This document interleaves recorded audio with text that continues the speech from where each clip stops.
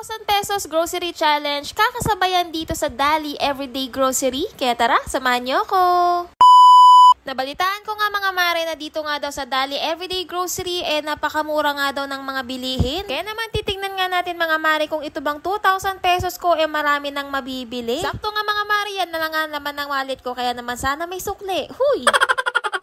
Kung namamahalan kayo sa Pringles mga mare, dito meron silang parang Pringles pero 55 pesos lang. Tapos kumuha na nga din ako nitong ice pop sa halagang 22 pesos lang, o diba ang mura. Dito nga pala sa Dali mga mare ay meron nga silang mga sariling version. Kumbaga meron nga silang sariling pangalan at kahawig nga lang din sila ng mga ibang local brands na nakikita nga natin sa ibang grocery store. Pero syempre kung ikukumpara nga natin sila dun sa mga local brands na kilala natin, mas mura nga sila dito. At alam nyo ba mga mare na sa paglilibot ko nga dito, ang dami ko nakita mga mura, and ito nga ang pinaka nagustuhan ko dito, mga palaman. Ayan, 'di ba, may strawberry jam sila. At ito na nga yung dupe ng Nutella mga mare. Go nut yan sila, pero grabe, 79 pesos lang yan. At ang chika pa nga daw dito, kalasang-kalasa talaga daw niya ang Nutella. Kaya naman kumuha na nga ako ng isa mga mare. Tapos kumuha na nga din ako nitong Tinay's peanut butter nila. O 'di ba, ang mura nga lang ng mga bilihin dito. Feeling ko nga ang sarap mag-hoard ng mga palaman. Diyos mio marimar. So ito na nga mga mare, kumuha din ako dito ng cheese kasi nga mas mura dito, 49 pesos lang. Tsaka alam niyo ba mga mare, kung makikita niyo yung mga pangalan ng mga product nila, nakakatuwa kasi nga 'di ba, ang witty-witty, katulad niya ng mayonnaise, may kulina. Tapos meron din pala ditong honey mga mare, 139 pesos lang. Nakakatuwa lang talaga mga mare. Katulad nito, meron din silang mackerel dito, 31 pesos lang, mega yan. Pero parang wala akong nakikita niyan sa mga SM hypermarket, o 'di ba? So dito may mushroom din sila, meron din sila dito nga kernel, ayan, meron nga silang mga sariling blend. Tapos ang mura-mura nga mga mare. Kaya siguro sinasabi nila na napakamura nga dito kasi nga may mga sarili silang version ng brand. Ayan, katulad niyan yung tuna, Sea Point, 31 pesos lang, o 'di ba? Tapos meron dito ding mga beer mga mare, pero hindi ako kumuha niyan syempre. Hindi tayo manginginom for today's vlog, tandaan niyo yan.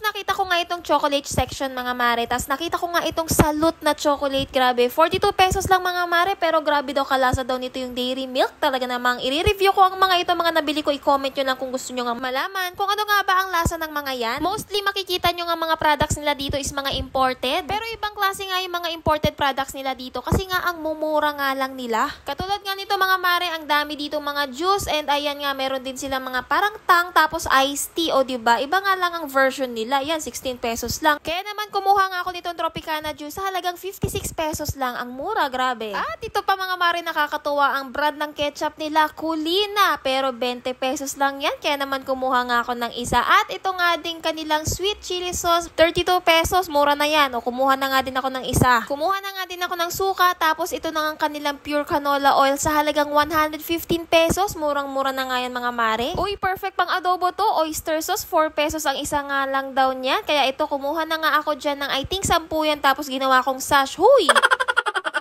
Hindi din pala mawawala dito yung mga frozen food mga mare. Kumuha nga ako nitong Tender Juices, halagang 205 pesos lang. Mas mura nga talaga dito. At ito nga, kumuha nga rin ako ng mixed vegetable sa halagang 29 pesos. Kumuha ako ng 2 piraso kasi nga perfecto pang sangag mga mare. Yung parang chow fan, ganun. Nakakatuwa nga mga mare kasi nga yung kanilang mga frozen food dito hindi lalagpas ng 200 pesos. O diba nakikita nyo naman sa mga presyo. At alam nyo nga kung naghahanap kayo ng cream dory, at to, meron sila ditong cream dory, tapos meron silang ulo ng salmon, and meron din silang daing na hindi lalagpas yan ng 200 pesos. Tapos dito nga mga mare, meron din sila ditong Butterlicious. Ayan, Magnolia yan. Pero grabe, mura din yung ano nila dito, yung price ng Magnolia. Tapos may yogurt din sila, and itong nakakatawa mga mare, Baka-Cult. O diba, asan kaya Cult? O. Pero ito mga mare, kumuha ako ng Delight kasi ito yung mas gusto talaga ng mga anak ko. Kaya ito ang kinuha ko. Magdako naman tayo dito sa mga shampoo, at kung akala nyo nga ay Sunsilk ito, nagkakamali kayo. Empress shampoo yan, pero tingnan nyo ang halaga niya, 4.75 pesos. Ito pala yung mga imported shampoo nila, o diba, sa halagang 65 pesos lang, meron ka na ngang malaking shampoo. Ayan, meron nga yung color green. Tapos ito, may conditioner din, o diba, saan ka pa? 65 pesos ngayon mga mare, kumuha nga ako at nang masubukan ko kung mabubuhay pa ba ang buhok ko dyan. Kumuha na nga din Humingi pala ako ng sabon panlaban na parang kala at ito na nga mga mare, napuno ko ang isang basket pero yung isang basket laman helmet. Huy! Walang tindang helmet dito mga mare ha, nilagay ko lang yan dyan. Hehe. Dito din pala mga mare, wala silang bagger, kailangan yung malaman yan at kapag nga nakabili nga kayo dito, ayun, kayo ang maglalagay yan mismo doon sa box. So ito na nga mga mare, magkano kaya at kung meron ba bang sukli itong 2,000 pesos ko? Ang dami nga nang nakuha namin mga mare, akalain nyo na 1,638 pesos lang yan. Huy! Naikasa ang 2,000 pesos at meron pang ang sukle. So, ito na nga mga mare, talagang legit na napakamura nga dito sa Dali Everyday Grocery. Kaya naman, pumunta na nga kayo sa pinakamalapit na nyong branches and go na kayo for the go na talaga naman. Masawa ko na nga pala ang nagpapa kasi nga diba wala silang bagger. So, ayun nga lang, pauwi na kami mga mare and super happy nga kasi nga yung 2,000 pesos ay meron pang ang sukle. At ayan nga lang for today's video.